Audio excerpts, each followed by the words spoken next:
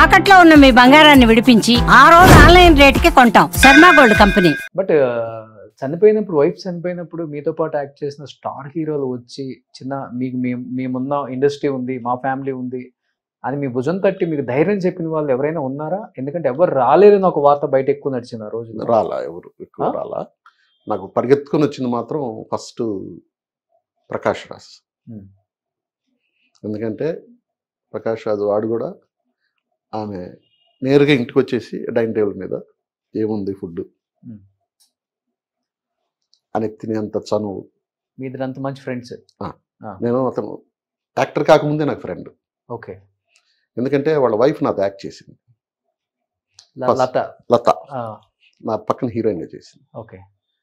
అప్పుడు వాళ్ళు లవ్లో ఉండగా ఆ అమ్మాయిని కలవడానికి వచ్చేవాడు చెన్నై నుంచి. అప్పుడు అతను ఏదో ఒక సీరియల్ చేస్తున్నాడు. రిటర్న్ సెట్లో ఉండేవాడు, లేదంటే రిటర్న్ ఫ్లైట్లో ఇద్దరం కలిసి వెళ్ళేవాళ్ళం. అలా అప్పటికే పరిచయం. దాని తర్వాత మీ ఇద్దరం కలిసి చేసిన ఫస్ట్ సినిమా అంతఃపురం. అవును. అక్కడి నుంచి ఒరే ఒరే అనుకునే అంత చనువే ఉంది. ఫస్ట్ ఆయన వచ్చారు పాపం, ఎయిర్పోర్ట్ నుంచి డైరెక్ట్గా వచ్చాడు. డైరెక్ట్గా వచ్చాడు. ఏమైంది ఏంటని జయసుధ గారు అందరికంటే ముందు అటెండ్ అయింది. ఆవిడ దాన్ని వచ్చేసి కేఎస్ రామారావు గారు.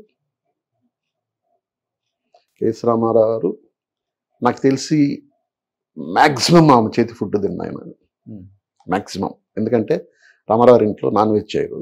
చాలా స్వతంత్రంగా చిన్న మధ్యాహ్నం భోజనానికి వస్తున్నాను అని చెప్పి ఆయన కాకుండా ఇంకొక ఇద్దరిని తీసుకొస్తాడు.